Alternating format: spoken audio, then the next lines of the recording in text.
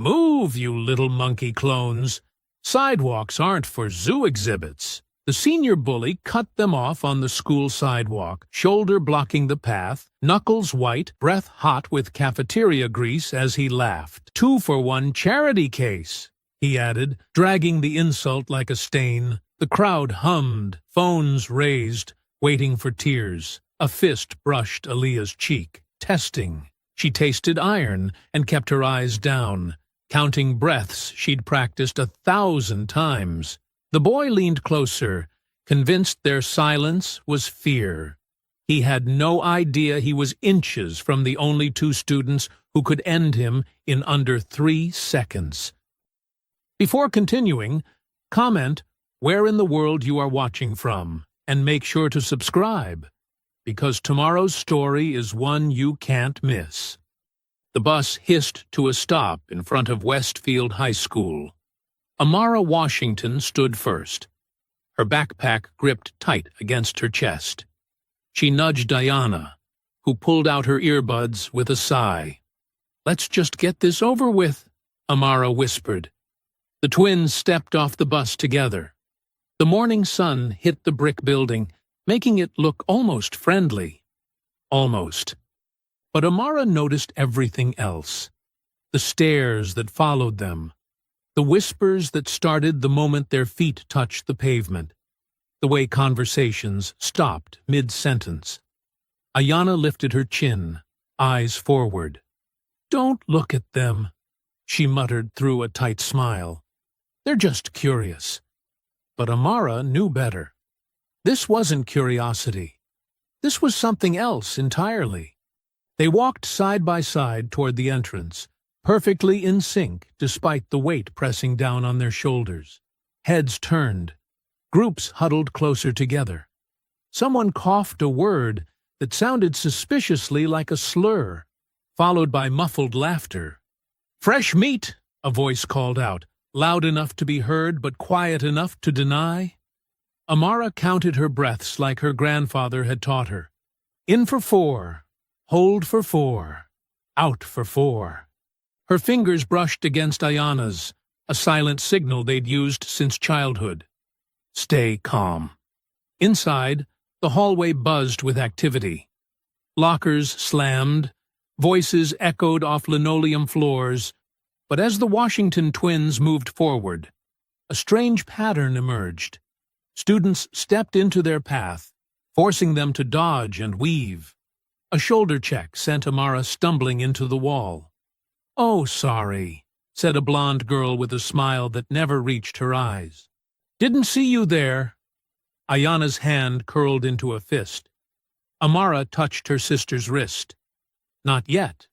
They found their lockers side by side near the end of the main corridor. Before they could reach them, a wall of bodies appeared. 3 boys in Letterman jackets, led by one who stood slightly taller than the rest. His smile was easy, practiced, dangerous. "Well, look who it is," he said, leaning against the lockers as if he owned them. "The new students." The pause before students hung in the air like poison. Amara studied him carefully. Square jaw, broad shoulders, eyes that measured everything they saw. This was someone used to power. "We need to get to our lockers," Amara said quietly. The boy's smile widened. "I'm Cody Mercer, and you're blocking my view." His friends laughed, as if this was the funniest thing they'd ever heard. "Your locker is down there," Ayana pointed out, her voice sharp. "Number 217. We're 143 and 144. Cody raised an eyebrow. "Been checking me out already? I'm flattered, but—" "Move," Ayana said, the word clipped and hard. From the corner of her eye, Amara spotted a figure watching from the gym doorway. A man in his 50s, arms crossed over a polo shirt stretched tight across his chest. His face was expressionless, but his eyes were fixed directly on them. On his chest, the school logo, and beneath it, Coach Sorrell. He didn't move, didn't intervene, just watched with a look that said, He approved of every second. 5 minutes to the bell, Amara said quietly to her sister. Let's just go around. As they turned to take the long way, Cody called after them, Welcome to Westfield, girls. We're going to have so much fun this year. The laughter that followed chased them all the way to their first class.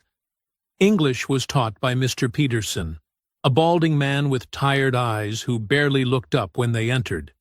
He pointed to 2 empty seats without checking their names and continued writing on the whiteboard. Amara opened her notebook, focusing on the lesson about The Great Gatsby. She felt the stares boring into her back, but didn't turn around. Stay invisible. That was the plan. 20 minutes into class, something hit Ayana's desk. A folded piece of paper. Amara watched from the corner of her eye as her sister unfolded it, her face changing from curiosity to something hard and cold. Amara leaned over slightly. On the paper, someone had drawn a crude picture and written a single word, a racial slur that made her stomach clench. Ayana's breath hitched. She raised her hand. Mr. Peterson sighed. Yes, Miss Washington, Ayana said. Someone passed me this note. She held it up. Mr. Peterson walked over, squinted at it, then glanced around the room.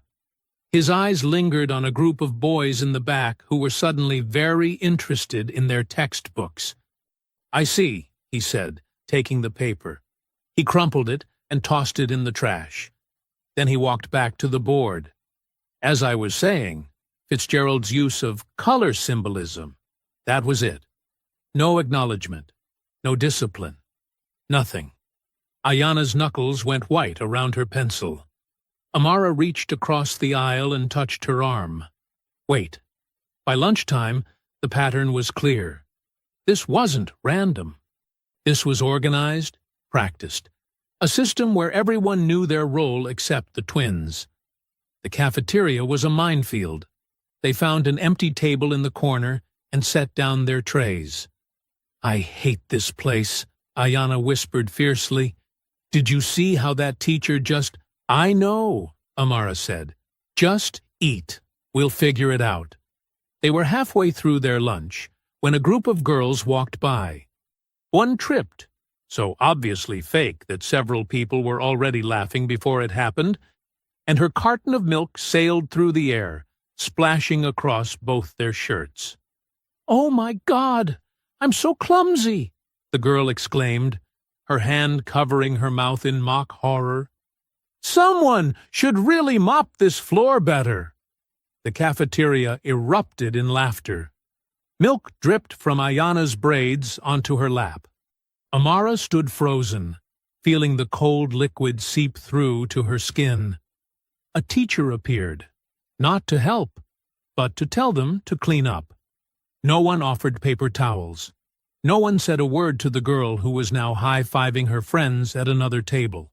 After school, they waited outside Principal Reeves's office. Amara had insisted they report everything. There are rules, she'd told Ayana. If we don't tell them what's happening, they can pretend they don't know.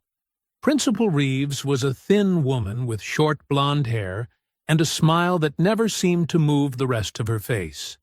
She listened to their account with her hands folded neatly on her desk. I understand your concerns, she said when they finished. Moving to a new school can be quite an adjustment. This isn't about adjustment, Ayana said, her voice rising. That note had, I'm sure it was just a misunderstanding, Principal Reeves interrupted, her smile tightening. Our students are very welcoming once you get to know them. But the milk, Amara started. Accidents happen in crowded cafeterias, Principal Reeves said. She stood up, signaling the end of the meeting. Give it time. Focus on your studies. I'm sure by next week you'll feel right at home. They were dismissed with another tight smile and promises to keep an eye on things. The walk home was quiet. The late afternoon sun cast long shadows across the sidewalk. Amara felt something building inside her. Not just anger, but understanding. The terrible clarity of seeing a system for what it really was. Beside her, Ayanna trembled with barely contained rage. "They're not going to do anything," she said. "Did you see her face? She doesn't care." When Ayanna's pace quickened, her steps becoming heavier, more purposeful, Amara reached out and gripped her wrist. "Wait," she said softly. Ayanna stopped, looking at her sister's hand, then up to her face. "For what? For them to decide we're worth protecting?" Amara shook her head slowly. "The rules don't apply here," she said, the realization settling cold and heavy in her chest. "Not for us." Ayanna's eyes widened, then narrowed with understanding. The twins stood there, connected by touch, and something deeper, as the truth of their situation settled around them like shadows. The screen door creaked as Amara and Ayanna stepped into Mrs. Holloway's kitchen. The smell of cornbread and beans wrapped around them like a warm blanket, fighting against the chill that had nothing to do with the weather. "There's my girls," Mrs. Holloway said, her lined face creasing with a smile that faltered when she saw their stained clothes. "What happened here?" "Spilled milk," Amara said quickly. "Cafeteria accident." Mrs. Holloway's eyes narrowed slightly, but her voice stayed gentle. "Well, go on and change. Dinner's almost ready." Upstairs, they peeled off the milk-crusted shirts in silence. Ayanna's hands shook as she pulled on a clean T-shirt. "We can't tell her," Amara said softly. "I know." Ayanna's jaw clenched. She'd just worry. Dinner was quiet, except for the clink of spoons against bowls. Mrs. Holloway watched them over her reading glasses, noting how they picked at their food. "How was the first day?" she asked finally. "Make any friends?" "It was fine," Amara said. "Still getting used to things." "Everyone's real friendly," Ayanna added, her voice dripping with sarcasm she couldn't quite hide. Mrs. Holloway set down her spoon. "Listen here," she said softly. "I've lived in this town 40 years. I know what it can be like. If something's happening—" "We're okay, Mrs. H," Amara cut in. "Really?" Their foster mother studied them for a long moment, then nodded slowly. "All right then. But remember what I always say. The Lord helps those who help themselves." The twins finished in unison, managing small smiles. "That's right." Mrs. Holloway touched each of their hands. "And so do I." After dinner, as Mrs. Holloway settled into her evening programs, the twins slipped out to the backyard. The grass was overgrown, creating natural markers in the dying light. "Ready?" Amara asked. Ayanna nodded, dropping into a fighting stance their grandfather had drilled into them since they could walk. Back straight, weight distributed, hands loose but ready. They moved through the forms slowly at first. Block, strike, pivot. Their grandfather's voice echoed in their memories. "Breath is life. Control your breath. Control the fight." As darkness fell, they picked up speed. Their shadows danced across Mrs. Holloway's flower beds as they sparred, never full contact, but with increasing intensity. Duck, weave, counter. The movements came naturally, muscle memory built over years of training. "Remember what Grandpa said?" Amara whispered as they circled each other. "The first rule? Never start it," Ayanna finished, "but always finish it." They trained until sweat soaked their shirts, and their breathing came in controlled gasps. Only then did they head inside, where Mrs. Holloway had dozed off in her recliner. The next morning brought fresh tension. In gym class, Coach Sorrell's smile had too many teeth as he divided them into pairs for wrestling practice. "Washington," he barked at Ayanna. "You're with Thompson." Thompson was a senior, at least 50 pounds heavier than Ayanna. He grinned as she approached the mat. "Don't worry," Coach Sorrell said, his voice honey-sweet with mockery. "I'm sure you can handle it." The first takedown was hard enough to knock the wind from Ayanna's lungs. Coach Sorrell nodded approvingly. "Good form, Thompson." Again. Amara watched from across the gym, her hands balled into fists as Thompson slammed Ayanna down repeatedly. Each time, Coach Sorrell found some reason why Ayanna's technique was wrong, why she needed to learn the hard way. When the bell finally rang, Ayanna's arms were covered in mat burns. She didn't say a word as they changed, but Amara saw the rage building behind her eyes. The cafeteria was crowded when they entered.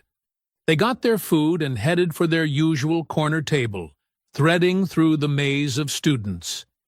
They were almost there when Cody stepped into their path, flanked by his usual group. His Letterman jacket was like a banner of authority, his smile sharp with anticipated pleasure. "Hey there," he said, loud enough to draw attention. "Having a good day?" Amara stepped forward. "Move, please." "Or what?" Cody's eyes locked onto Ayanna's tray. "You gonna do something about it?" The cafeteria grew quieter. Heads turned. Everyone seemed to be holding their breath, waiting to see what would happen next. "Last warning," Amara said softly. "Step aside." Cody's hand shot out, knocking Ayanna's tray upward. Food splattered across her shirt. The slur he whispered was quiet, but clear in the sudden silence. A circle formed around them, students pressing in to watch. Some had phones out, already recording. The air crackled with anticipation, everyone waiting for the new girls to prove whatever story they'd already decided was true. Amara stepped between Cody and her sister. Her voice was ice. "Back! Off!" Cody's response was a hard shove that sent her stumbling backward. The cafeteria went dead silent. Amara regained her balance and straightened slowly. Her expression changed, not to anger, but to something colder, more dangerous, the look of someone who had been waiting for permission. The circle of students tightened, trapping them all together. The cafeteria seemed to hold its breath. Time slowed, as Cody's face twisted with rage, his fist already swinging in a wild arc toward Amara's head. But where others saw chaos, Amara saw geometry, angles, momentum, pressure points her grandfather had drilled into her bones. She stepped inside his punch with practiced ease, her movement fluid as water. Her left hand deflected his strike while her right trapped his forearm against her chest. The position was perfect, just as her grandfather had shown her 1,000 times on summer evenings. "Control the center," his voice whispered in her memory. "Make their strength work against them." One sharp twist. That's all it took. The crack echoed through the cafeteria like a gunshot.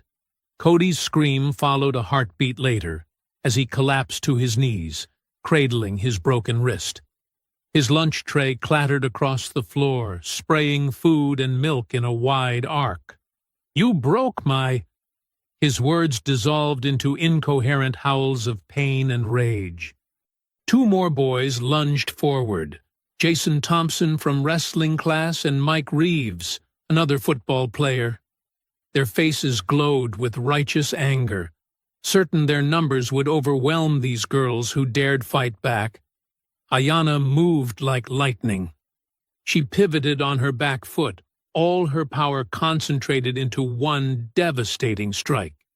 Her fist drove up under Thompson's ribs with surgical precision. The impact lifted him off his feet as all the air exploded from his lungs. He crumpled, gasping like a landed fish. Reeves charged forward, arms spread wide for a tackle. Ayanna's legs swept out in a perfect arc, catching him behind the knee. As he stumbled, she grabbed his shirt, and used his own momentum to slam him into the floor. The impact rattled lunch trays and made teeth clench throughout the room. "Behind you!" Ayanna shouted. Amara felt rather than saw the fourth attacker, Derek Wilson, trying to lock her in a bear hug from behind. Her response was instinctive. She dropped her center of gravity just as they'd practiced countless times. Her elbow shot back, finding the sweet spot in his solar plexus. As he doubled over, she gripped his arm and turned, using his forward momentum to throw him over her hip. He hit the ground hard, all the air rushing from his lungs in a wheezing gasp. The sound of his impact seemed to break the spell of silence that had fallen over the cafeteria. The entire exchange had taken less than 30 seconds. The aftermath was a tableau of broken pride and shattered assumptions. Cody curled around his wrist, face streaked with tears he couldn't hide. Thompson still couldn't breathe properly, making wet, gasping sounds as he tried to stand. Reeves lay spread-eagled, staring at the ceiling with glazed eyes. Wilson had managed to crawl a few feet away, leaving his dignity behind on the floor. Then came the phones. They rose like a wave, dozens of them, capturing every angle of the aftermath. The clicking of cameras mixed with excited whispers and shocked exclamations. "Did you see? Those girls just—" "Someone call!" Coach Sorrell's voice cut through the chaos, dripping with venom. "Animals! Look what these animals did!" He pushed through the crowd, his face red with fury. "This is exactly what Security finally arrived, bursting through the cafeteria doors with walkie-talkies crackling. They grabbed the twins roughly, ignoring their calm attempts to explain. "They attacked us!" Cody wailed from the floor, playing to his audience. "We didn't do anything!" In Principal Reeves's office, the contrast in treatment was stark. While the boys were escorted to the nurse's office with gentle concern, the twins were treated like dangerous criminals. They sat straight-backed in hard plastic chairs as accusations flew. "Unprovoked assault," Principal Reeves said, her voice tight with disapproval. "Excessive force. This kind of violent behavior." "They defended themselves," Mrs. Holloway interrupted firmly when she arrived. "And I want to see the video before anyone makes any decisions." By evening, they didn't need to look for the video. It found them.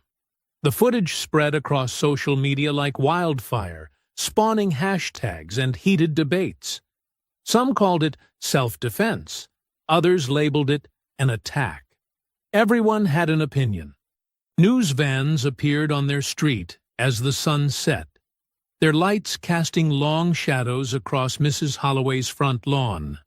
Reporters stood in the gathering dark, speaking into cameras about racial tensions and school violence. Around 9 o'clock, Mrs. Holloway received a call from attorney Malcolm Reed. His voice crackled through the speaker as she put him on speakerphone in the living room. "I've seen the footage," he said.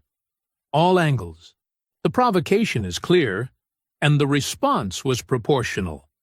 They've got no case against your girls.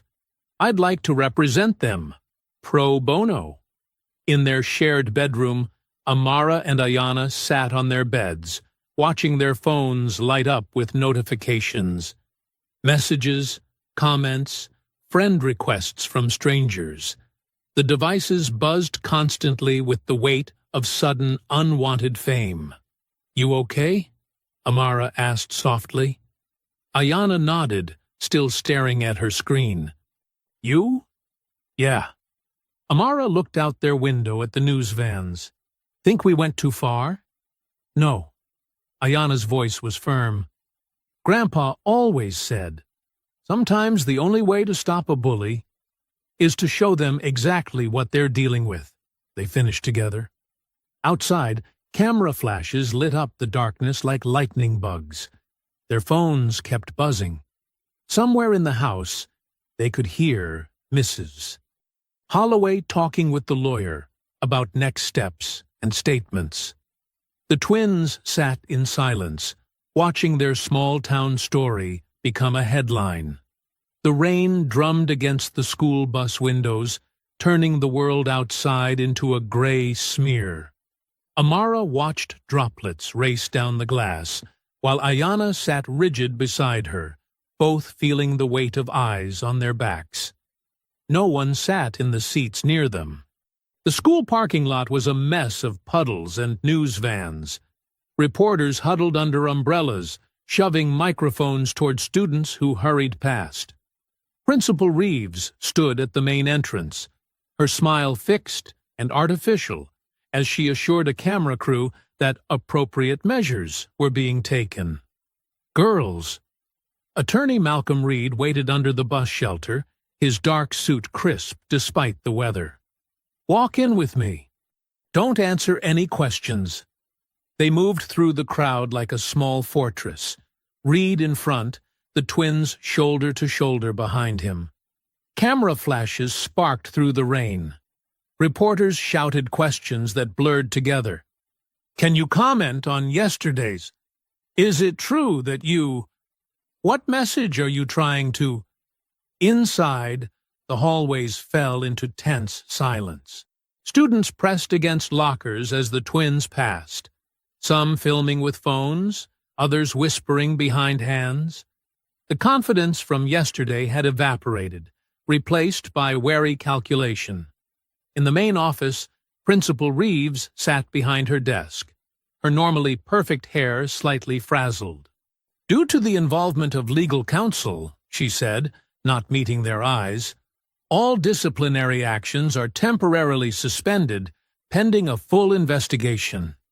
"And the boys?" Reed asked, his voice sharp. "They're recovering," she said stiffly. "Their parents are considering options." "I'm sure they are." Reed's smile was cold. "Just as we're considering a civil rights lawsuit if any retribution occurs." The morning crawled by in uncomfortable silence. Teachers called roll without looking at the twins, then taught facing the board. In English, their usual seats were conspicuously empty. No one wanted to sit near them. During group work, other students pulled their chairs away slightly, as if violence might be contagious. Cody was absent, but his friends glared from across rooms, their hatred barely contained. Coach Sorrell stood in his office doorway as they passed, his face twisted in a sneer that vanished when Reed walked by. "How long will you be here?" Amara asked Reed between classes. "As long as needed." He checked his phone. "I've got meetings with the school board and NAACP tomorrow. This isn't going away." That evening, rain still falling, Mrs. Holloway gathered them in the living room. The TV news played silently in the background, showing footage of the fight on repeat. "We need to pray," she said, holding their hands, "for strength, for peace, for those boys too." "Mrs. Holloway," Ayanna started. "I know, baby. But hate just makes more hate. We have to be better." Amara watched rain streak down the windows, wanting to believe that lawyers and prayers could fix this. The house felt smaller somehow, like the walls were pressing in. Outside, car headlights swept past regularly, people driving by slowly, staring at their house. "Maybe we should..." Amara's words cut off at a sharp crack from the front porch. The window exploded in orange light. Flames roared up the front wall, smoke already pouring through the broken glass. The acrid smell of gasoline filled the air. "Out! Now!" Amara grabbed Mrs. Holloway's arm while Ayanna ran for the back door. The older woman stumbled, coughing as smoke filled the living room. They half-carried Mrs. Holloway through the kitchen as neighbors began shouting outside. Someone was calling 911. The twins got their foster mother to the backyard, then ran for garden hoses. but the flames were already climbing toward the roof. Fire trucks arrived within minutes, sirens wailing through the rain. Firefighters deployed hoses, working quickly to contain the blaze before it could spread inside. The twins held Mrs. Holloway as she shook, watching water and foam soak their home. Police cars arrived next, their lights painting the wet street in alternating red and blue. 2 officers walked the perimeter with flashlights, paying special attention to the burning porch. "Looks like faulty wiring," one said, barely glancing at the obvious splash pattern of accelerant. "Could be," his partner agreed, ignoring the broken glass from the Molotov cocktail scattered across the yard. Amara's fists clenched as she watched them write in their notebooks, already deciding what this was and wasn't. Mrs. Holloway's hand touched her shoulder gently. "The Lord sees," she whispered. "Even if they won't." Neighbors clustered under umbrellas, some offering sympathy, others staying conspicuously silent. The firefighters began packing up their gear. The damage was mostly contained to the porch and front wall, but the message was clear. Lawyers couldn't stop this kind of hate. One officer approached them, his notepad already closing. "Probably just old wiring. These houses, you know how they are. Insurance should cover it." Amara stared at him, at his practiced indifference, at the way he avoided their eyes. Silence hung between them like smoke, thick with unspoken accusations and denied justice. The officer shifted uncomfortably under her gaze. "We'll, file a report." He retreated to his car, where his partner was already starting the engine. Standing in the rain, watching police lights fade into the distance, Amara felt the weight of their silence. It wasn't just the officers, it was the teachers who looked away, the principal who chose not to see, the neighbors who decided not to speak up. Their silence was a weapon aimed straight at the twins' hearts, meant to tell them, "You don't matter. Your safety doesn't matter. Your truth doesn't matter." Streetlights gleamed off the wet pavement, casting strange shadows across the burned porch. Amara's hands tightened into fists as she watched the last police car turn the corner, leaving them alone with the smell of smoke and the sound of falling rain. The red and blue lights faded, leaving only the dim glow of street lamps and the steady hiss of rain. Yellow police tape fluttered around their porch, marking off the scorched wood and broken glass like some kind of sick artwork. Smoke still curled from the blackened boards, carrying the sharp scent of gasoline that the officers had chosen to ignore. Through the drizzle, Amara could hear the 2 policemen talking by their cruiser, their voices carrying across the wet lawn. "Can you believe that fight video? Those girls are something else." "Yeah, well, when people act like animals." Laughter followed, quick and ugly. They didn't bother lowering their voices, confident in their immunity. One officer took a few half-hearted photos with his phone, while the other scribbled notes that would probably disappear by morning. A black SUV pulled up, its headlights cutting through the rain. Chief Harold Mercer stepped out, his uniform crisp despite the weather.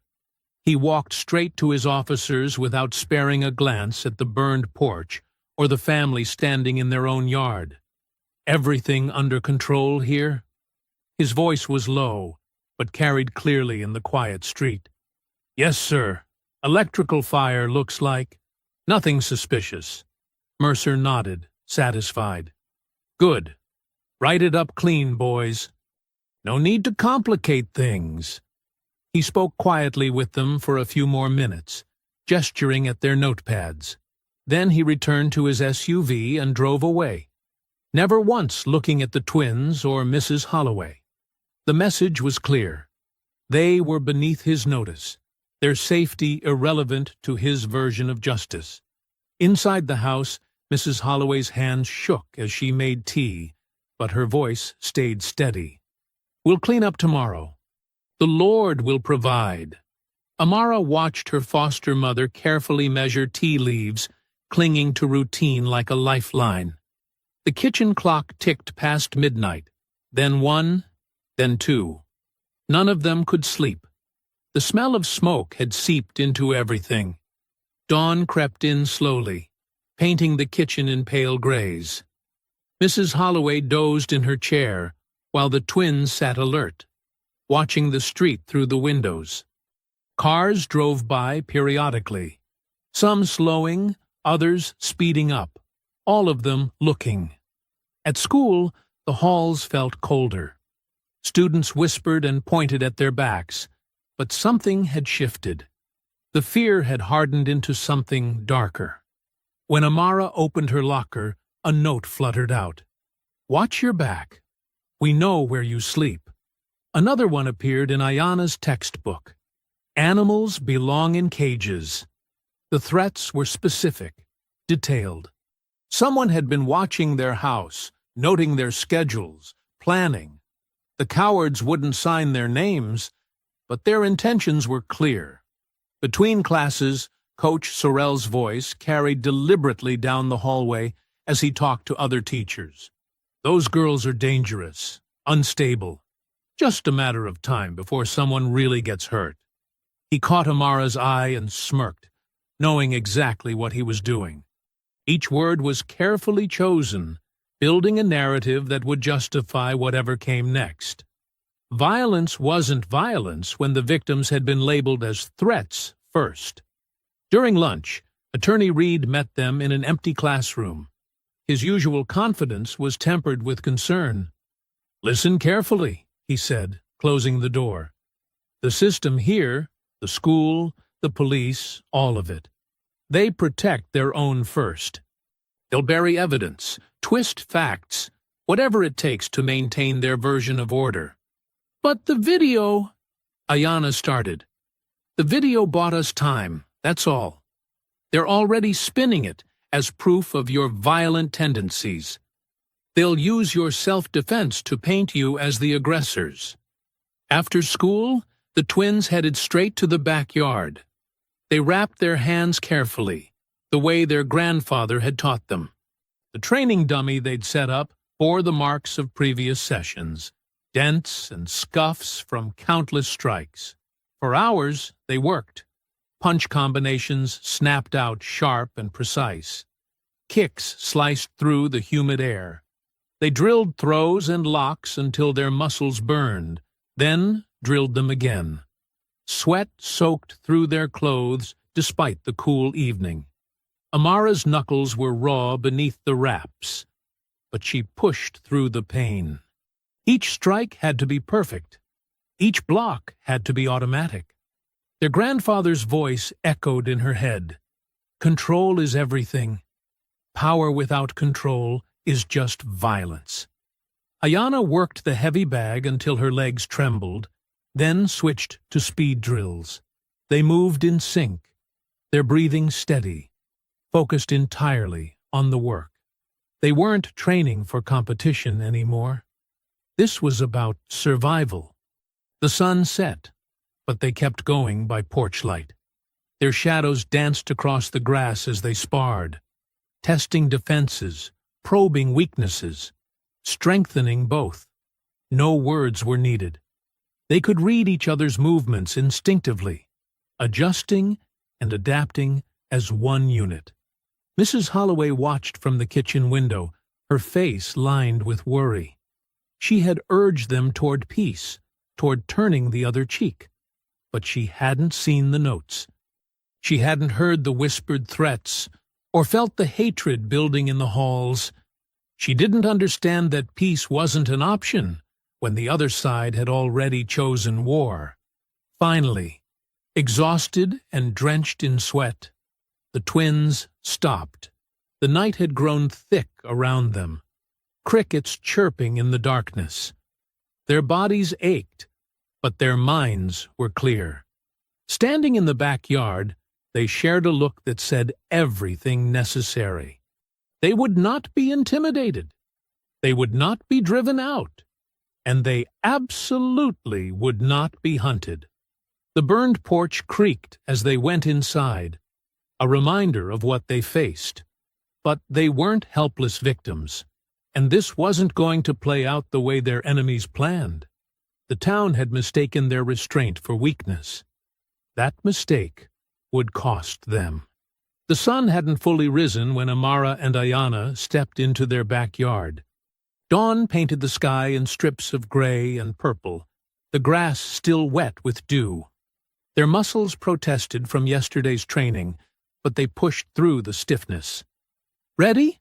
Amara asked, rolling her shoulders. Ayanna nodded, bouncing on her toes to warm up. They started with the basics, the forms their grandfather had drilled into them since they could walk. Each movement flowed into the next, their breath creating clouds in the cool morning air. "Remember what Pop used to say?" Ayanna whispered between sets. "The morning air sharpens the mind." Amara's lips twitched, and the body follows.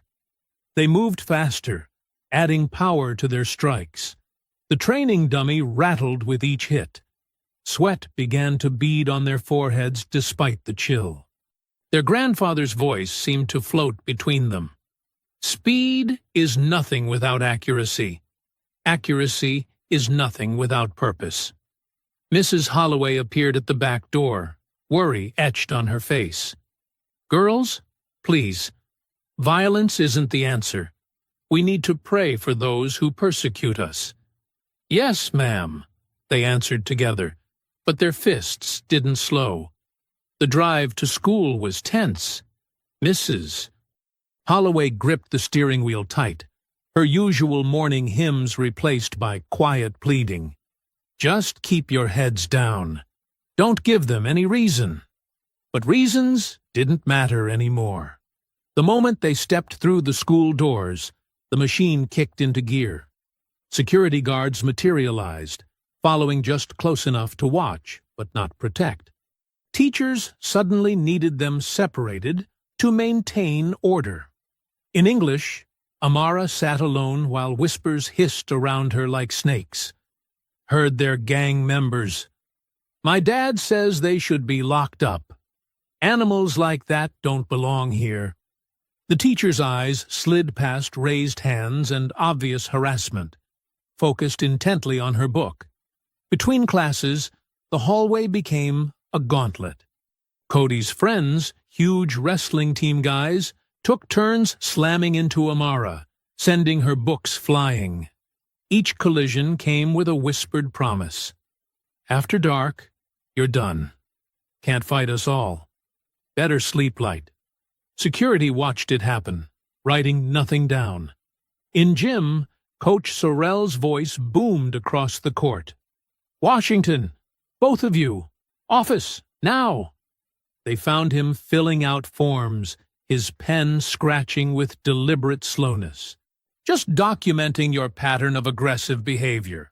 For everyone's safety, you understand." His smile didn't reach his eyes. "Wouldn't want any more accidents, would we?" By lunch, the twins' phones buzzed with a message from Reed. His voice was tight with frustration.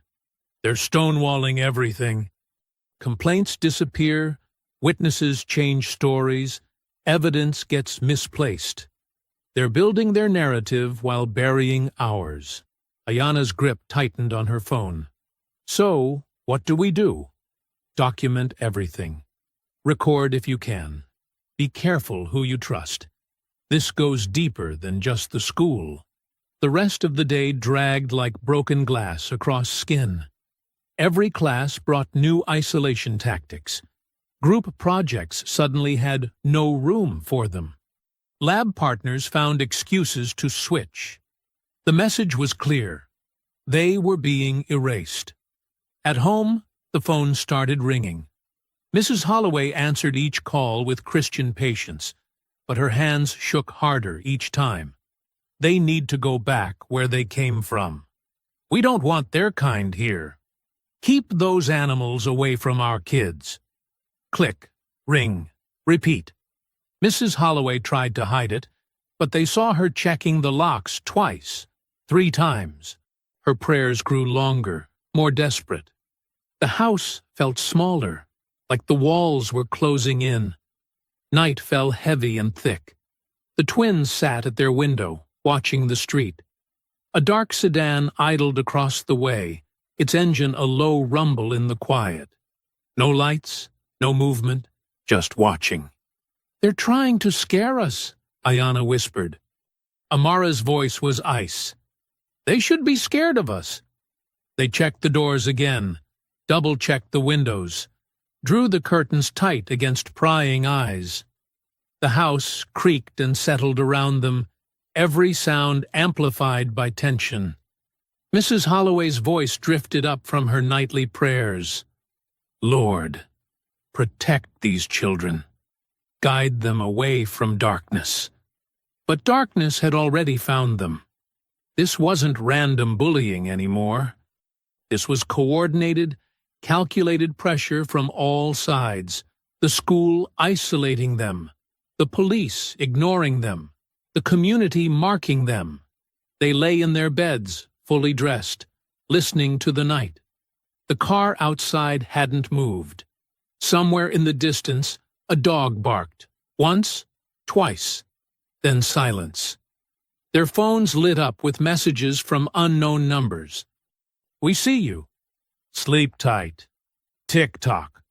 Amara's hand found Ayana's in the dark, squeezing once. They didn't need words. They understood what this was now.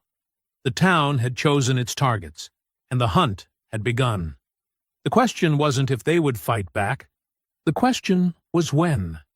Outside, the car's engine purred steadily into the night, a mechanical growl promising violence to come.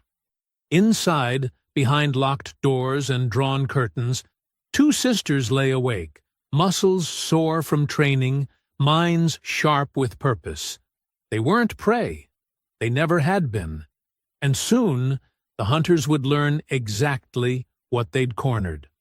The car engine finally died around midnight, leaving behind a silence that felt like a threat. Amara watched through a crack in the curtains as the sedan pulled away, its taillights bleeding red into the darkness. Neither twin slept much that night, their bodies tense with anticipation. Morning came too quickly. Mrs. Holloway's face was drawn with exhaustion as she drove them to school, her usual morning prayers replaced by nervous glances in the rearview mirror. "Lord, give us strength," she whispered, more to herself than to them. The moment they stepped into the main hallway, they saw him. Cody Mercer stood by his locker, surrounded by his usual gang of wrestlers. His right wrist was wrapped in a black splint, held close to his chest like a badge of honor. When he caught sight of them, his face split into a grin that made Amara's stomach turn.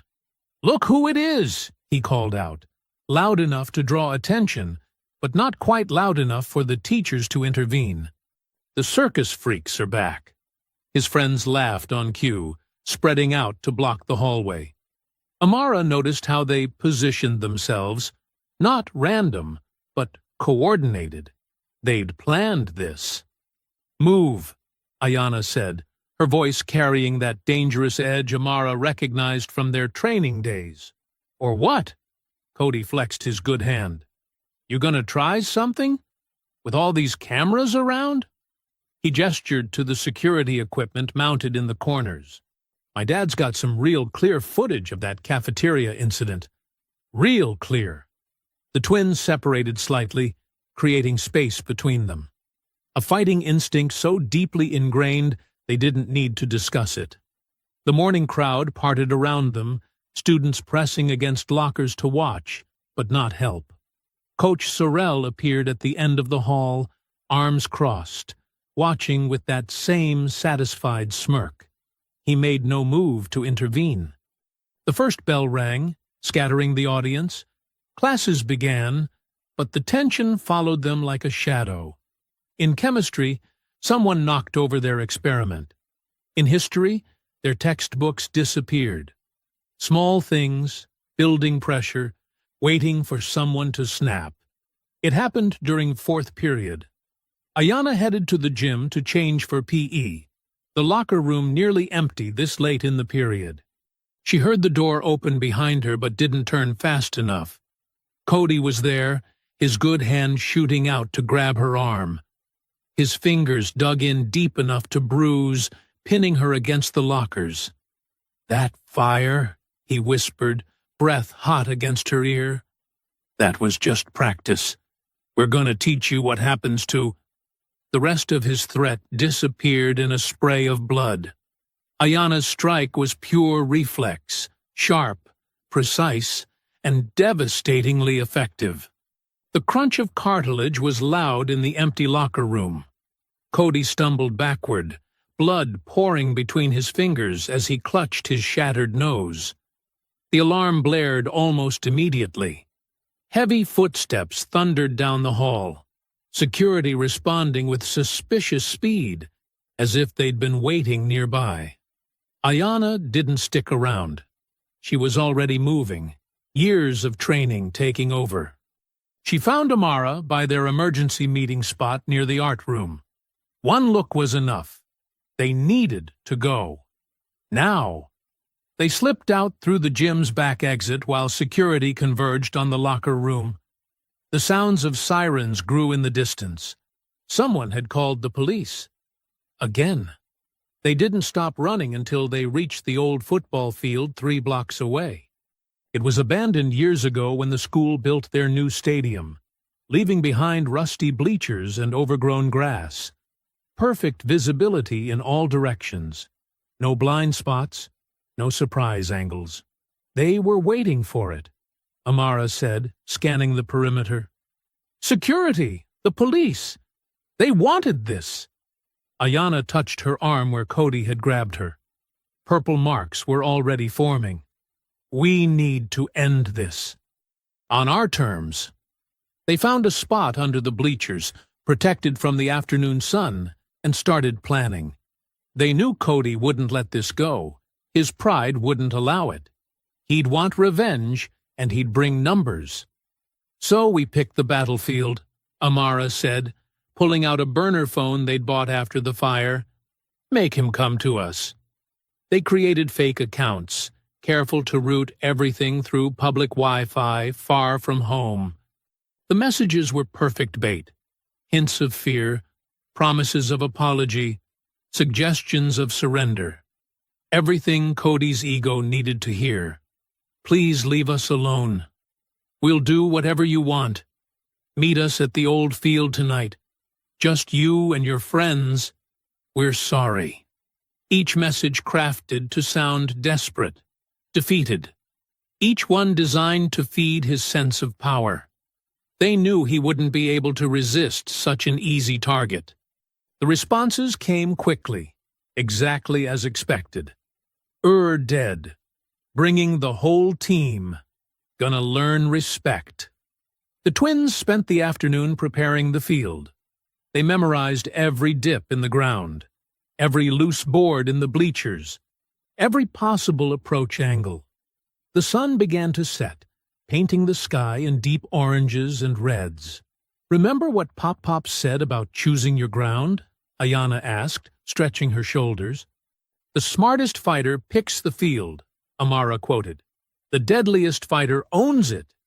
They heard the engines before they saw the lights. Multiple vehicles, approaching slowly from both access roads.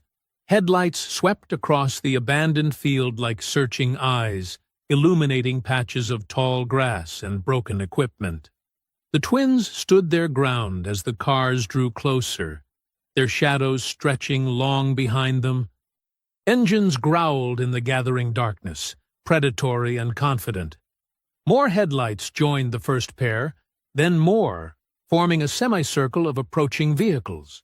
They could see figures moving behind the glare, doors opening and closing. The sound of multiple feet on gravel. Low laughter. The metallic click of something heavy being lifted from a trunk. The stadium lights sputtered to life with a harsh electric buzz, casting uneven shadows across the abandoned field. Ancient bulbs flickered and popped, creating patches of light and darkness that turned the overgrown grass into a maze of moving shadows. Car doors slammed in quick succession. Cody emerged first, his broken nose covered with white tape that gleamed under the spotty lighting. 4 other boys flanked him, all wrestlers, all wearing their team jackets like armor. Their breath came out in visible puffs in the cool evening air. "Look at this," Cody called out, his voice carrying across the field. "They actually showed up to get their beating." He lifted something from behind his back, a baseball bat that caught the light as he swung it experimentally. The twins stood 30 yards away, positioned near a gap in the bleachers that offered multiple escape routes. They'd chosen their spot carefully. Solid footing, clear sight lines, no chance of being surrounded. "Thought you were sorry," Cody taunted, advancing with his crew spread out behind him. "Thought you wanted to apologize?" "We're here," Amara said simply, her voice steady and controlled. She kept her hands loose at her sides, ready but not threatening. "That's not good enough anymore." Cody's grin turned ugly. 2 of his friends circled wider, trying to flank them. "You broke my wrist. You broke my nose. Now we break you." "Last chance," Ayanna warned, shifting her weight slightly. "Walk away." Cody's response was immediate. He lunged forward and shoved Amara hard, expecting her to stumble back in fear. Instead, she rolled with the push, redirecting his momentum past her. The movement brought her closer to one of the flanking wrestlers, who grabbed for her arm. That's when the real fight began. Ayanna moved like water, flowing under a wild punch from one of Cody's friends. She caught his extended arm and used his own weight against him, pulling him off balance. Her hip check sent him airborne for a split second before he crashed down hard. Before he could recover, she trapped his arm in a precise hold that made him howl in pain. "Stay down!" she commanded, applying just enough pressure to make her point clear. Simultaneously, Amara faced off against another wrestler who charged in swinging. She slipped past his guard with practiced ease, her strikes economic and devastating. A sharp blow to his knee buckled his leg. A follow-up strike to his shoulder dropped him to the ground, where he lay clutching his arm and gasping. The third boy hesitated, seeing his friends taken down so quickly. His uncertainty cost him. Ayanna was on him before he could retreat. She swept his legs out from under him and controlled his fall, making sure he landed hard enough to knock the fight out of him, but not hard enough to cause serious injury. "Jesus Christ!" The 4th wrestler backpedaled, tripping over his own feet in his haste to get away. He scrambled backward on all 4s before finding his feet and running for the cars. Cody stood frozen, the baseball bat hanging useless at his side. His face had lost all color, the confident sneer replaced by naked fear. He took a stumbling step backward, then another. "No, wait," he started to say, but Amara was already moving. She closed the distance in 3 quick steps. Her first strike knocked the bat from his grip. Her second caught him in the solar plexus. As he doubled over, gasping for air, she swept his legs out from under him. He hit the ground hard, all his previous bravado evaporating into the night air. "Please," he wheezed, curling into a protective ball. "Please don't." "Remember this feeling," Amara said quietly, standing over him. "Remember what it's like to be helpless. Remember what it's like to beg." In the distance, hidden behind the far bleachers, a phone camera recorded everything. Its owner remained silent, capturing every moment of Cody's humiliation. Ayanna appeared at her sister's side. "We need to go. Now." They could hear sirens in the distance, growing louder with each passing second. Red and blue lights began to flash on the access road, still far enough away to give them time. Without another word, the twins melted away from the field. They moved fast, but controlled, staying in the shadows cast by the stadium lights. Their footsteps were nearly silent on the packed earth, years of training evident in every precise movement. The wrestlers lay scattered across the field, moaning and clutching various injuries. None tried to follow. Cody remained on the ground, his harsh breathing the only sound besides the approaching sirens. The twins reached the tree line just as the first police car turned onto the field access road. They disappeared into the darkness between the trunks, moving deeper into the cover of branches and leaves. The wail of sirens filled the night behind them, but they were already gone, two shadows becoming one with the darkness. Through the trees, they could see more emergency lights arriving. Radio chatter echoed across the field. Officers' flashlight beams swept the area, searching for signs of the twins, but finding only Cody and his friends still sprawled on the ground. The old stadium lights continued to flicker overhead, casting strange patterns across the now empty battlefield. Wind rustled through the tall grass, erasing footprints and carrying away the last traces of the fight. In the darkness beyond the tree line, two sets of steady breathing moved further and further from the chaos they'd left behind. The morning sun had barely cleared the horizon when the first news van pulled up outside Mrs. Holloway's modest home. By 8 o'clock, the quiet residential street had transformed into a makeshift media camp. Camera crews jostled for position on the sidewalk, while reporters delivered breathless updates about the viral vigilante twins. Inside, Amara sat at the kitchen table, scrolling through her phone. The field fight video had exploded overnight. Millions of views, thousands of comments, endless shares. Some called them heroes. Others called them thugs. The divide seemed to fall along predictable lines. "They're saying we planned it," Amara said quietly, showing the screen to Mrs. Holloway. "That we lured them there to hurt them." Mrs. Holloway's hands trembled slightly as she poured coffee. "Lord have mercy," she whispered, watching another news van park across the street. "What have they done to my girls?" The doorbell rang for the 20th time that morning. They ignored it, just as they'd ignored all the others. The twins had pulled the curtains closed, but camera flashes still penetrated the fabric, creating strange patterns on the walls. By mid-morning, their phones buzzed constantly with messages of support from civil rights groups and activists. The NAACP released a statement demanding an investigation into the school's handling of racial harassment.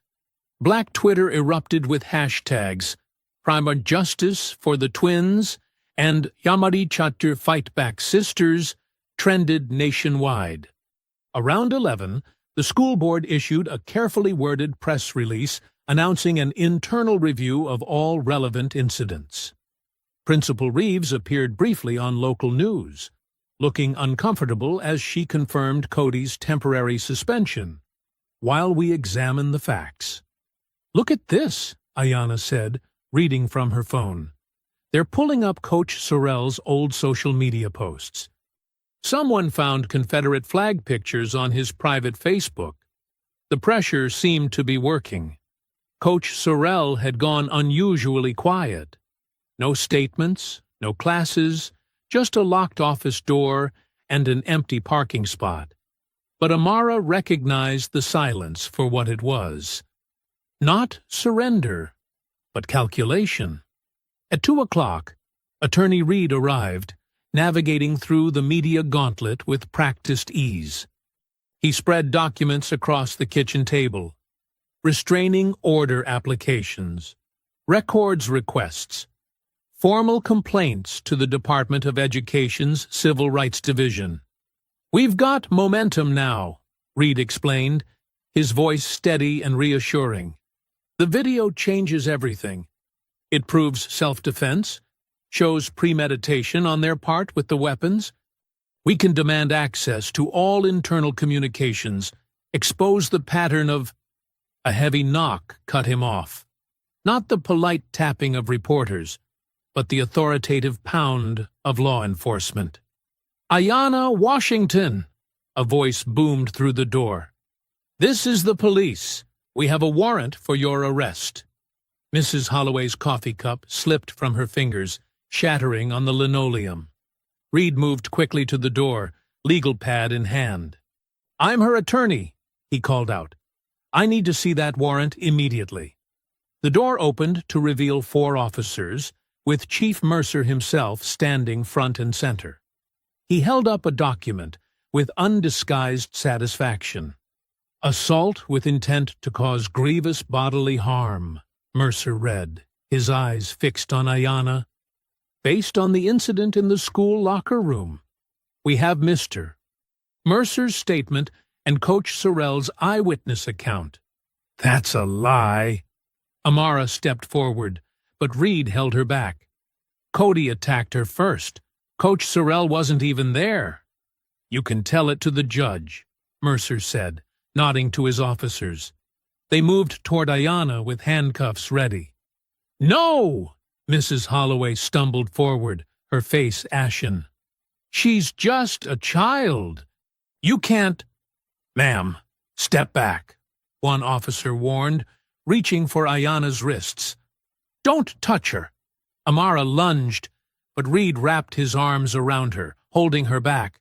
"Stop!" he hissed in her ear. "Getting arrested, too, won't help her."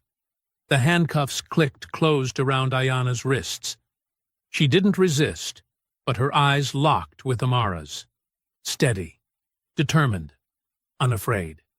Mrs. Holloway pressed a hand to her chest, swaying on her feet. Her breathing became rapid and shallow. I can't, she gasped, then crumpled to the floor. "Mrs. Holloway!" the twins shouted in unison. Reed was already on his phone calling 911. "We need an ambulance. Possible heart attack or stroke." The officers paused, uncertain, but Chief Mercer barked, "Get the suspect in the car. Now!" They led Ayanna out through the crowd of shocked reporters, cameras flashing like strobe lights. Inside, Mrs. Holloway lay pale and still while Reed performed chest compressions.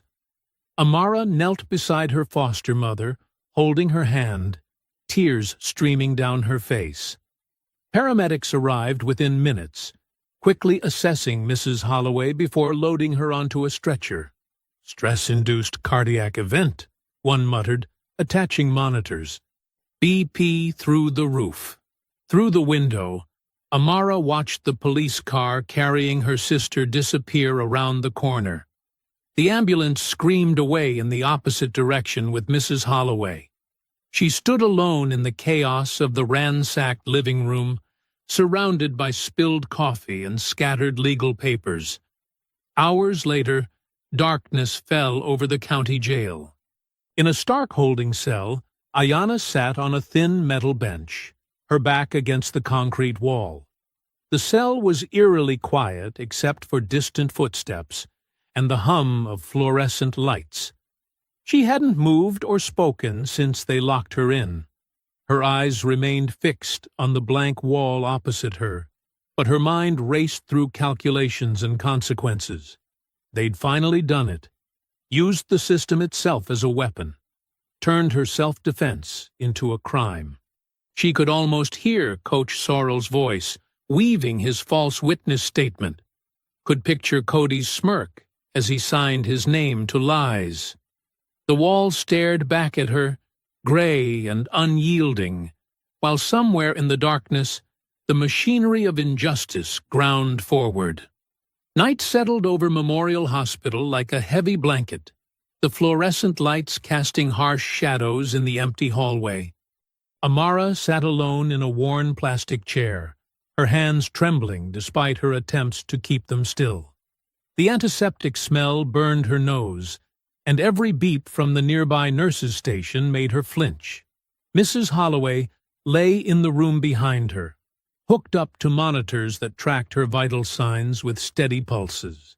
The doctors had explained it earlier, a mild stroke brought on by severe stress. She's stable, they'd said, but needs complete rest. Amara's phone buzzed again. Another message from Reed. DA's office pushing hard. Need to discuss options. She pressed her palms against her eyes, fighting exhaustion. The last 24 hours felt like a nightmare she couldn't wake up from. Ayanna in jail. Mrs. Holloway in the hospital. And now, Miss Washington? A gentle voice made her look up.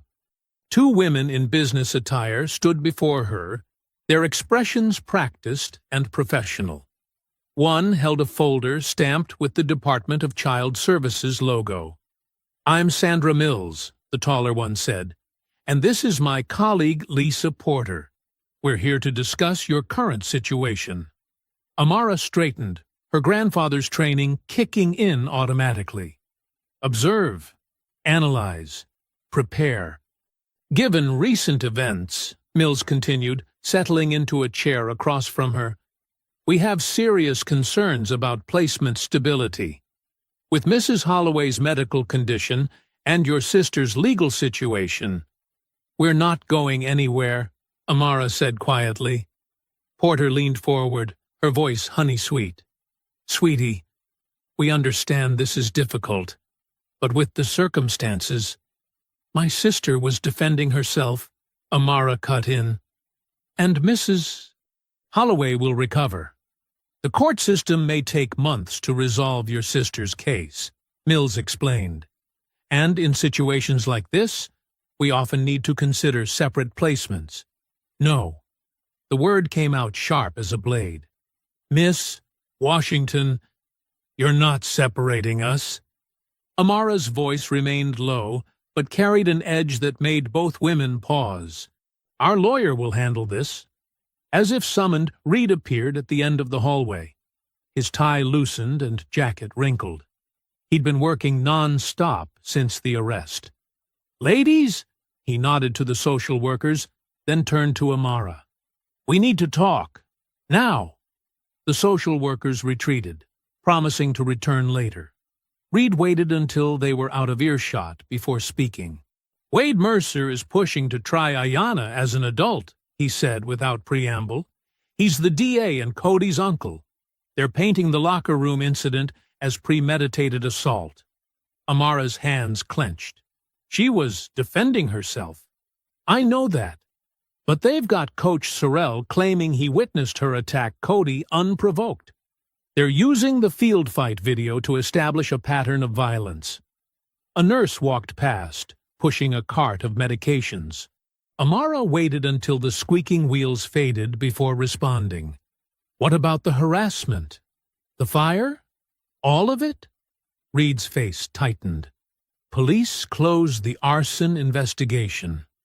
No evidence, they say. And the school board is backing Principal Reeves's handling of the situation. They're claiming they responded appropriately to all complaints. Dawn was breaking when Amara received the text from the school administration. Immediate expulsion. Effective immediately. Security would escort her to clear out her locker. The hallways were nearly empty when she arrived, but word spread fast. Students gathered at a distance, phones recording. Some jeered, others watched silently. A few, mostly black students she'd never spoken to, raised fists in solidarity. Coach Sorrell stood in his office doorway as she passed, his face twisted in a smirk.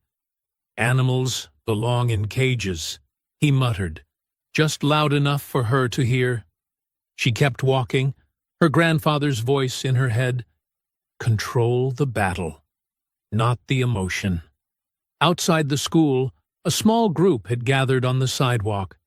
Strangers with handmade signs, Justice for the Twins, and Stop Racist Violence. They cheered when they saw her, but their voices felt distant, unreal. That evening, she sat in the jail's visiting area, separated from Ayanna by thick glass. Her sister looked tired but unbroken, her eyes clear and focused. They didn't need words. Years of training together, moving as one, had taught them to read each other's smallest gestures. Amara placed her hand against the glass.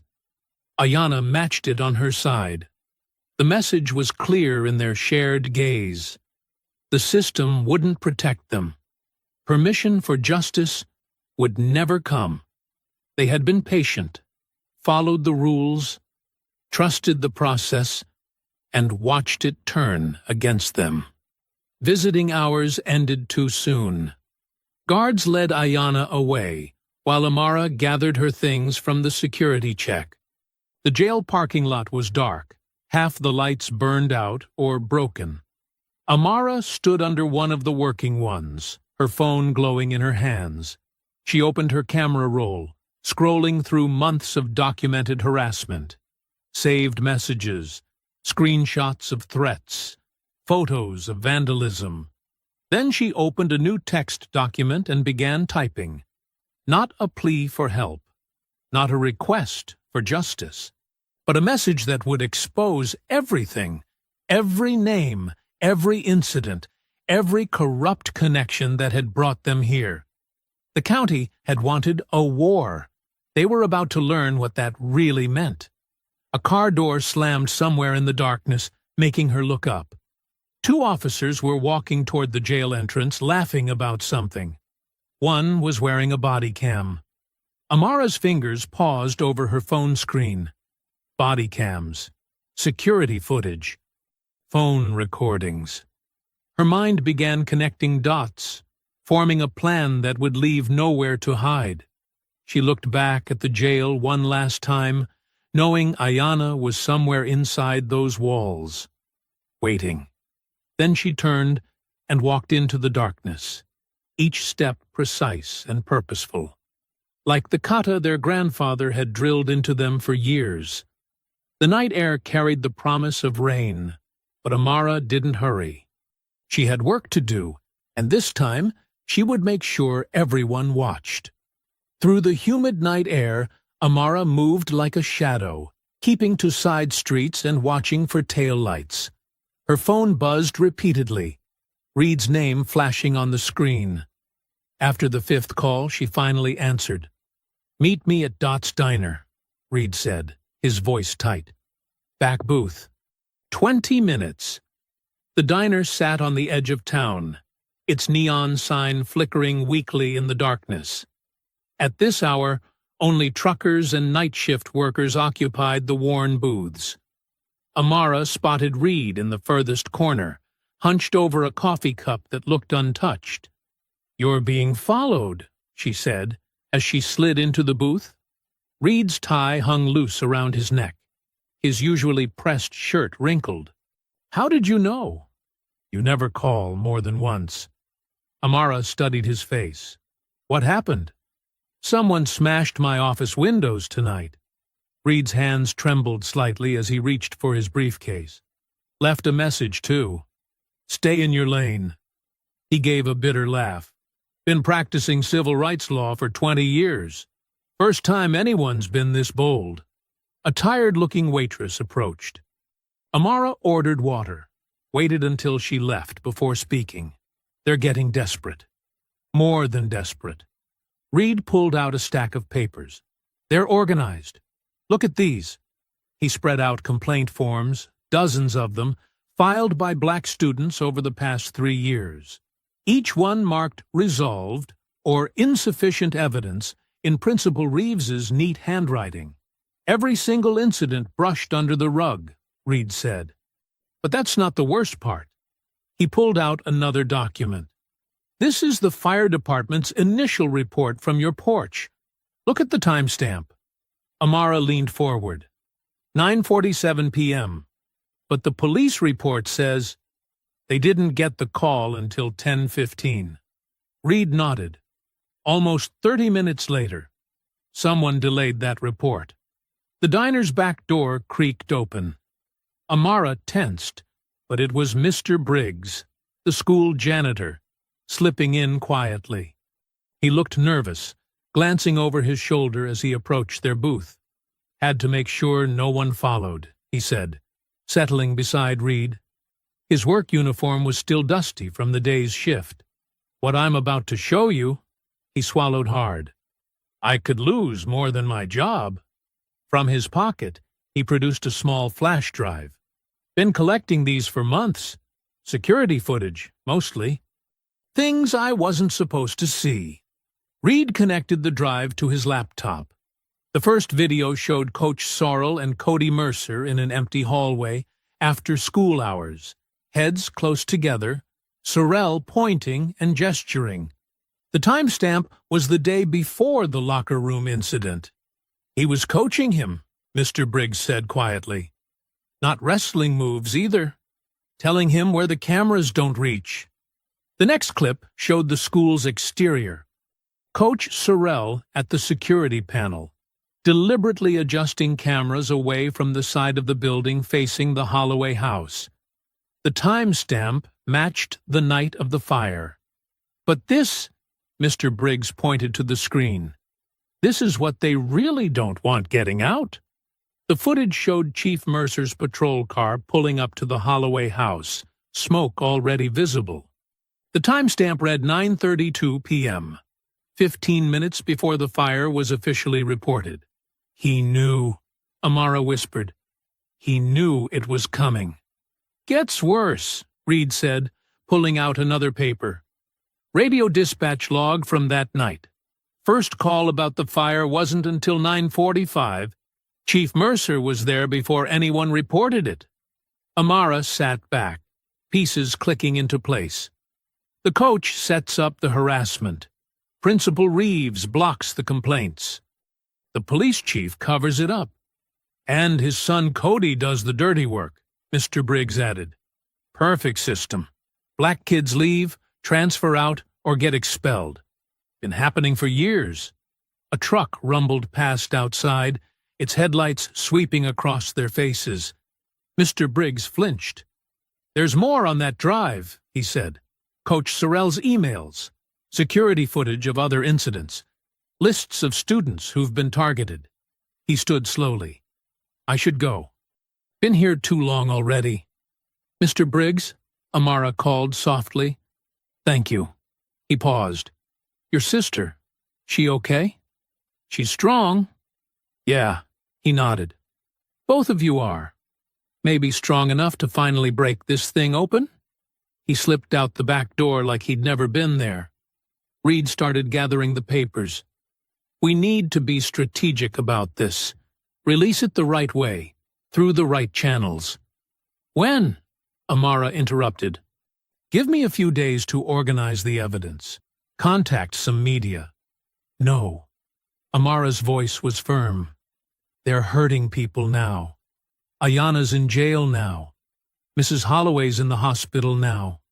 Amara, we need to be careful. They're not being careful." She leaned forward. "When's homecoming?"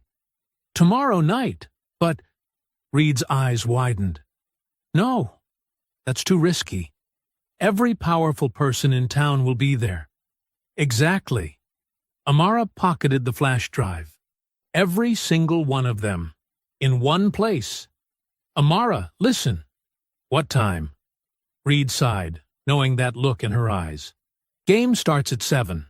They do the ceremony at halftime." The diner's clock read 1:17 a.m. Amara stood, her movements controlled, precise.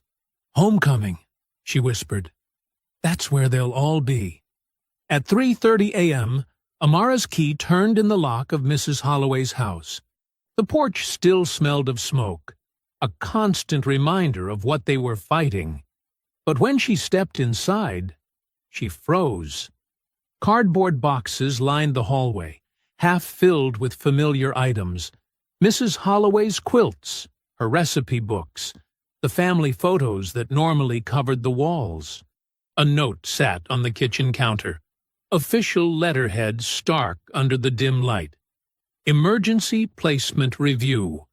9 a.m. The Child Services logo glared up at her like an accusation. Amara's hands trembled as she picked up one of Mrs. Holloway's ceramic angels, carefully wrapped in newspaper. They were trying to erase them, not just from school, but from their home, their family, their whole existence in this town. She didn't sleep. Instead, she copied the flash drive's contents, encrypted backups, and scheduled delayed emails. If they tried to bury this, the truth would surface anyway. The sky was just beginning to lighten when she walked through the hospital's automatic doors at 6:15 a.m.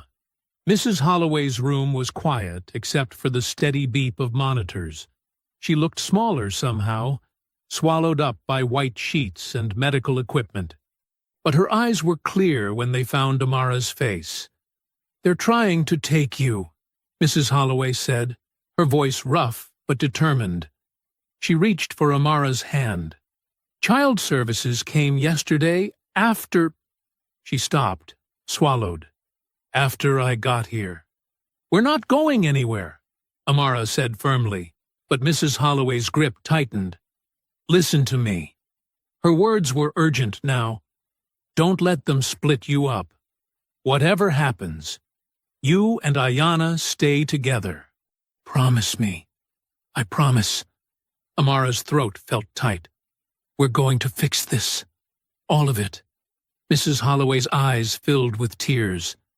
"I should have fought harder when it started. Should have made more noise."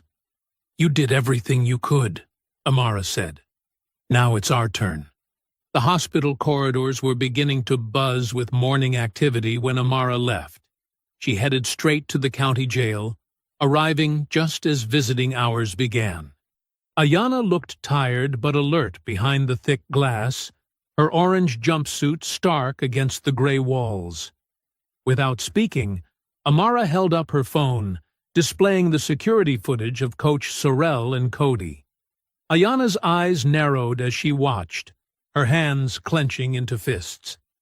When the clip of Chief Mercer arriving early to the fire scene played, something in her expression shifted from anger to cold focus. They'd seen that look before, in their grandfather's eyes when he taught them that sometimes fighting back was the only option left. A young clerk with kind eyes caught Amara's attention as she was leaving. She glanced around before speaking in a low voice. "Your sister's transfer hearing is at 2 p.m. today.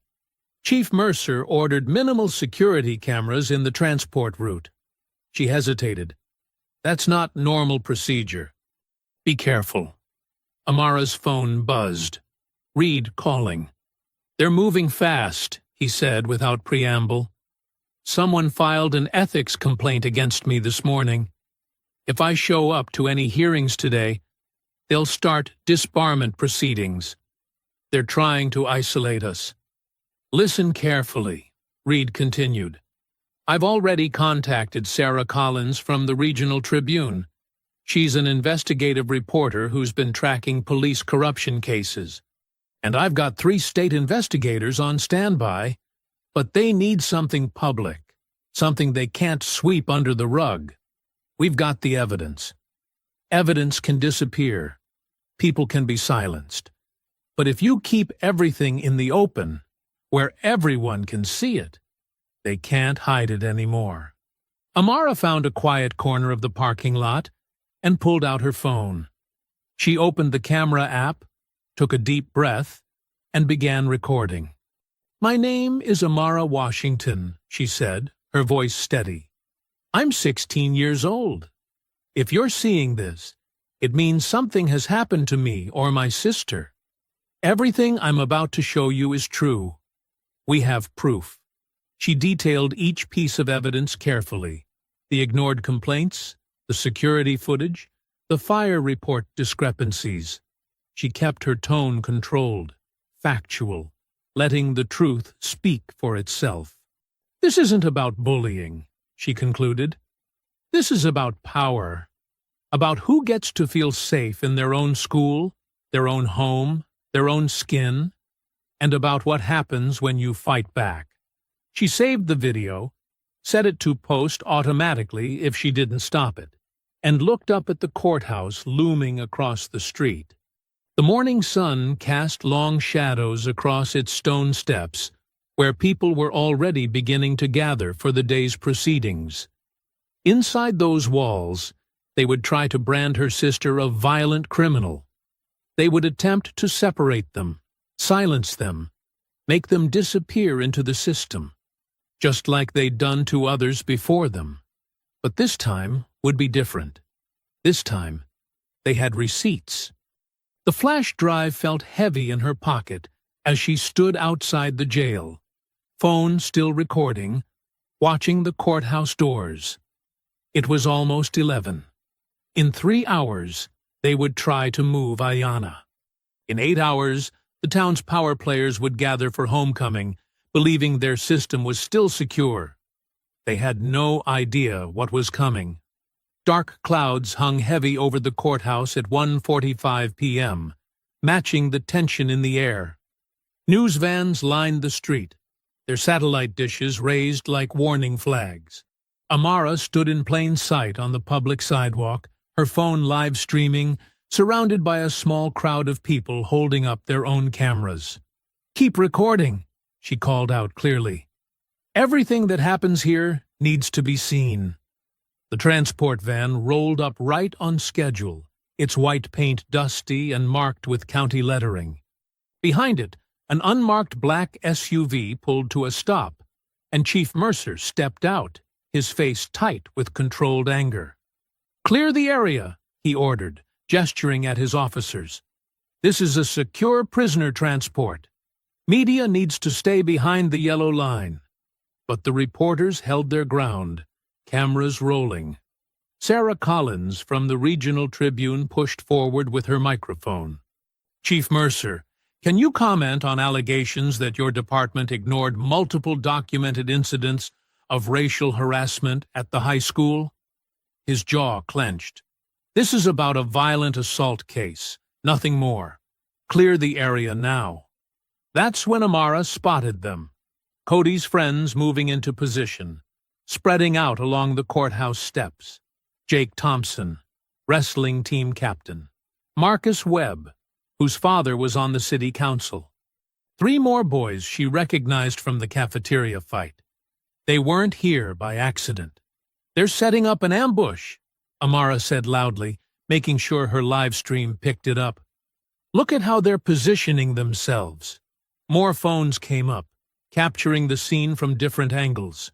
The boys tried to look casual, but their movements were too coordinated, too practiced.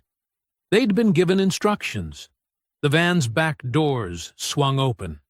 2 deputies stepped out, moving to escort Ayanna. She appeared in the doorway, hands cuffed, head high. "Keep those cameras rolling," Amara shouted as Chief Mercer tried to force reporters back. "They're going to try something, and everyone needs to see it." She pulled the flash drive from her pocket, holding it up so it caught the gray light. "This contains security footage proving who really started the violence. It shows Coach Sorrell meeting with students before attacks. Shows Chief Mercer at our house before the fire was even reported." Jake Thompson lunged forward suddenly, trying to grab the drive. Amara was ready. She stepped inside his reach, deflected his grab with her forearm, and drove her knee up into his solar plexus. He doubled over, gasping. When Marcus Webb charged in to help, Amara pivoted and struck precisely. One sharp hit to disable his shoulder, another to sweep his legs. Both boys went down hard. "Self-defense," she called out clearly, backing away with her hands raised. "I'm not pursuing them. I'm only defending myself." She tossed the flash drive in a high arc toward Sarah Collins. The reporter caught it as Chief Mercer shouted, "Stop her!" But now there were too many witnesses, too many cameras. A young court officer named Rodriguez moved to put himself between Ayanna and the remaining boys, his hand on his weapon. "Everyone stay back," Sirens wailed in the distance, but these were different. State police cruisers appeared at both ends of the street, lights flashing. Two unmarked sedans pulled up, and men in suits stepped out, holding up badges. "State Bureau of Investigation," one announced loudly. "This scene is now under our jurisdiction." Chief Mercer's face went pale. "This is a local matter." "Not anymore." The agent cut him off. "We've received multiple credible reports of civil rights violations and corruption. This courthouse is now a crime scene." More sirens approached, different agencies responding to the media presence and growing chaos. Ayanna's cuffs were removed as the state took custody. She moved immediately to stand beside her sister on the courthouse steps. The twins stood shoulder to shoulder, watching as Chief Mercer argued with state officials. Camera flashes lit up the darkening sky. News helicopters circled overhead. Local officers looked uncertain, no longer sure who was in charge. "You okay?" Amara asked quietly. "Better now," Ayanna replied, her voice steady. "They really thought they could trap us? They're used to people being afraid. Their mistake." Around them, the chaos grew. More news vans arrived. Protesters began gathering with hastily made signs. State police established a perimeter, while investigators collected statements. The sirens kept coming. Not local ones this time, but vehicles from agencies beyond county control.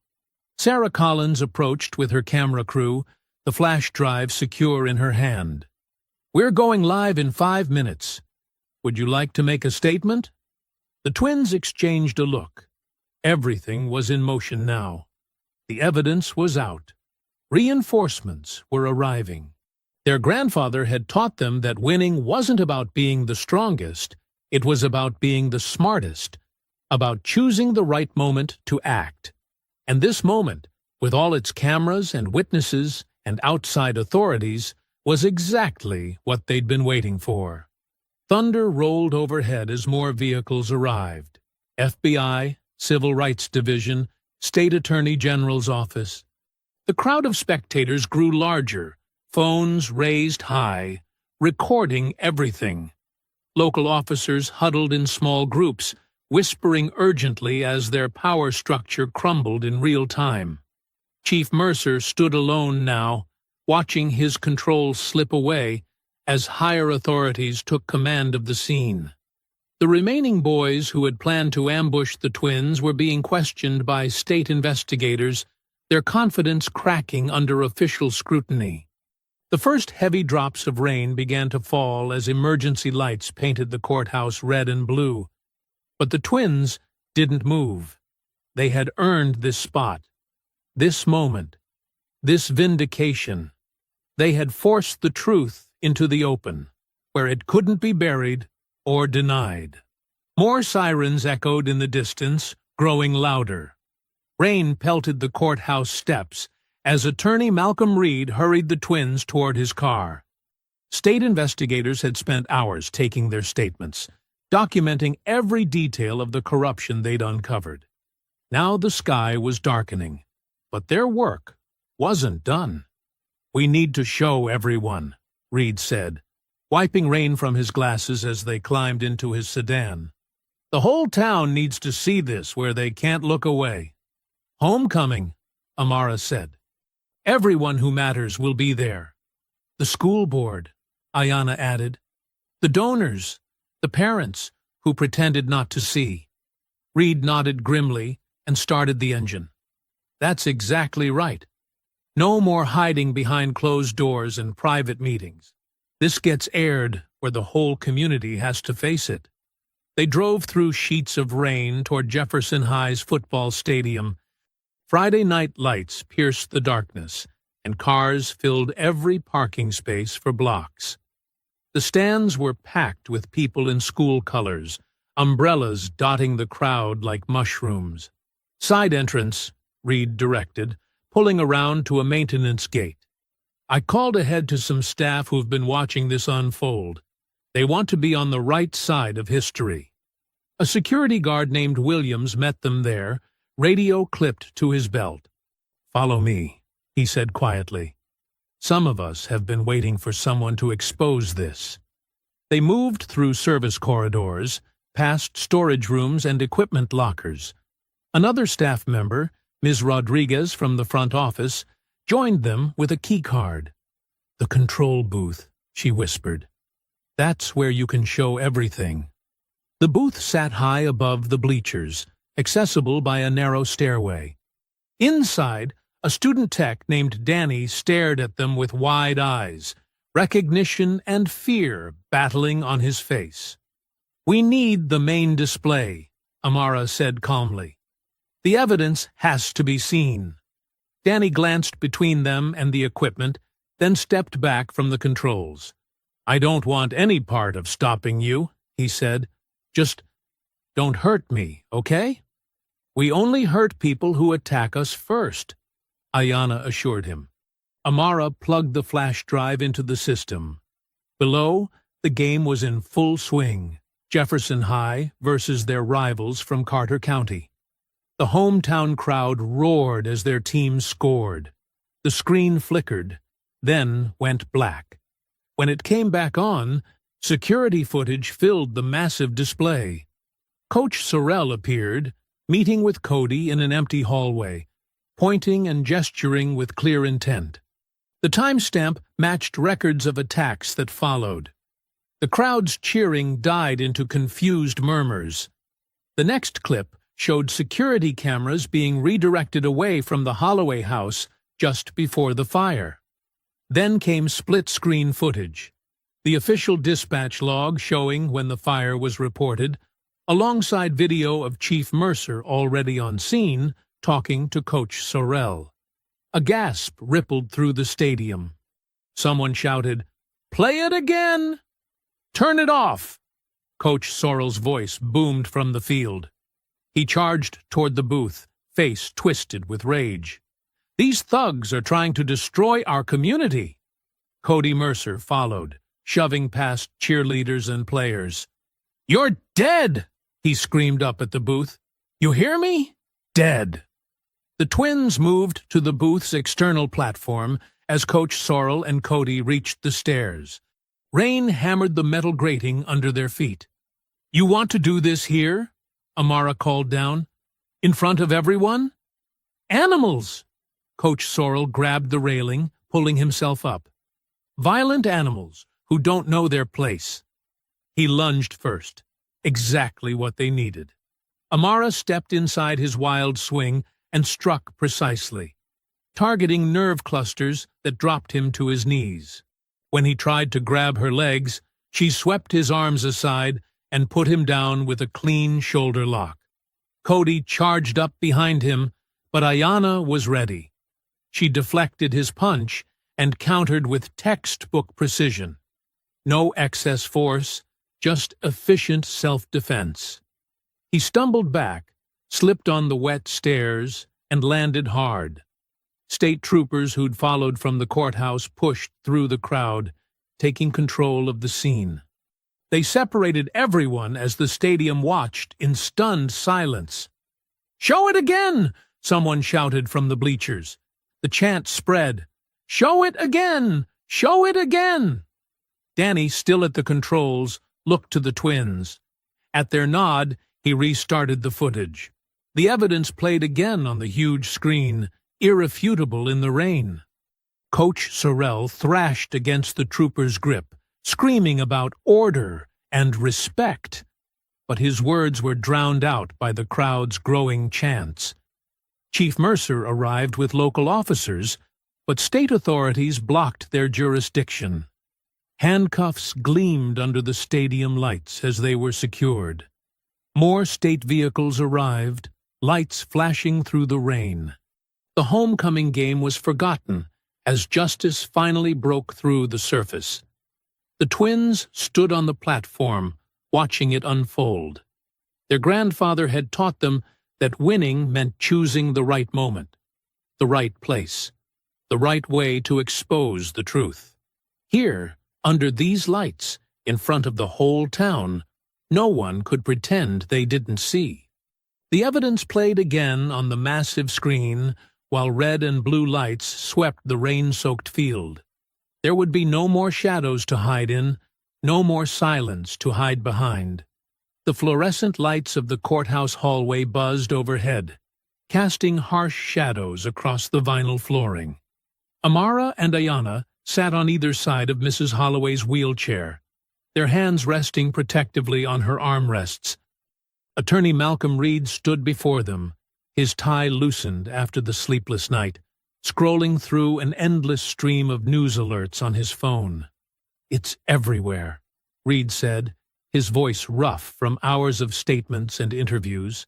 "Every major network, every social platform. The evidence is bulletproof." Mrs. Holloway reached up and squeezed Amara's hand. Though still weak from her stroke, her grip held surprising strength. "The Lord works in mysterious ways," she whispered. "Sometimes through fists." Ayanna almost smiled at that, but her attention snapped to the heavy courthouse doors as they burst open. A wave of reporters surged forward, held back only by state police barriers. Camera flashes strobed through the glass. "The state attorney general is making the announcement now," Reed said, turning up the volume on a nearby television mounted to the wall. On screen, a stern-faced woman in a charcoal suit stood at a podium bristling with microphones. After reviewing extensive evidence, the state of South Carolina is assuming full control of this investigation. "We are filing federal civil rights charges against Coach Trent Sorrell for conspiracy to violate civil rights, racial intimidation, and tampering with evidence." The hallway fell silent as she continued. Through the courthouse windows, they could see news vans still arriving, parking haphazardly on the lawn. "Additionally," the Attorney General continued, "Chief Harold Mercer is being charged with obstruction of justice and abuse of authority." The camera cut to live footage of Mercer being led out of the police station, his face ashen as officers removed his badge and gun belt. The man who had terrorized their community for decades looked small without his uniform. "Dear God," Mrs. Holloway breathed, crossing herself. Reed's phone buzzed constantly with updates. "District Attorney Wade Mercer has been suspended from the Bar Association pending criminal prosecution," he read. "They're escorting him from his office right now." As if on cue, they heard shouting from the floor above. Wade Mercer's voice echoed down the stairwell, protesting as officers led him out in handcuffs. He caught sight of the twins and Mrs. Holloway as he passed. "You'll regret this," he snarled, struggling against the officers. "This town won't forget." "Move along!" A state trooper cut him off, pushing him firmly toward the exit. Ayanna stood, her voice clear and steady. "No, we won't forget. That's the point." A court clerk hurried over with a stack of papers, handing them to Reed.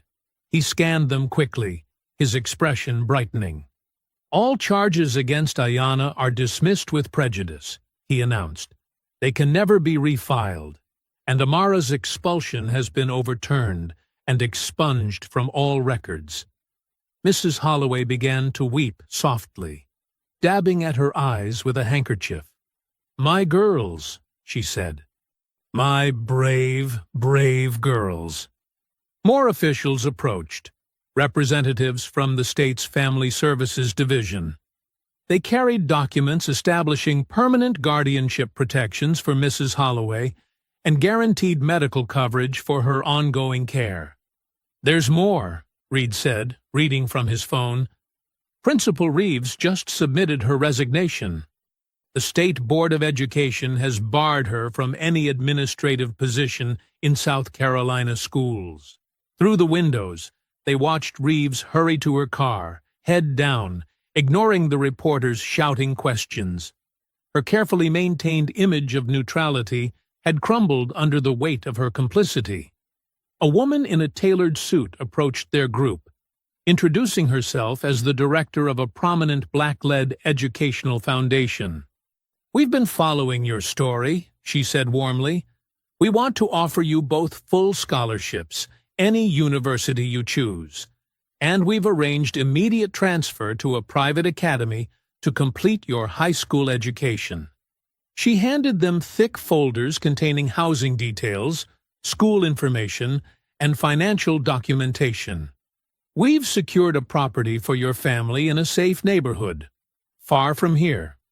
Everything is ready whenever you want to leave." Mrs. Holloway studied the papers with trembling hands. "A real home," she whispered. "No more looking over our shoulders." State troopers approached, their presence commanding respect rather than fear. "We'll escort you out when you're ready," the lead officer said. "Not because you need protection anymore, but to make sure no one tries to interfere with your departure." Amara stood, stretching muscles stiff from the long night. "We're ready," she said simply. They moved as a group through the courthouse, Mrs. Holloway's wheelchair gliding smoothly across the polished floors. The crowds parted before their escort, cameras flashing but kept at a respectful distance. Outside, morning sunlight painted the sky in soft pinks and golds. The air felt cleaner somehow, lighter. Their vehicles waited at the bottom of the courthouse steps, not police cars, but unmarked state SUVs with tinted windows. As the troopers helped Mrs. Holloway into the vehicle, Amara and Ayanna paused on the steps. They looked back at the courthouse, where justice had finally been served, at the town that had tried to break them. "Ready?" Ayanna asked softly. Amara nodded, taking her sister's hand. "Ready." They climbed into the SUV, and the convoy pulled away from the courthouse.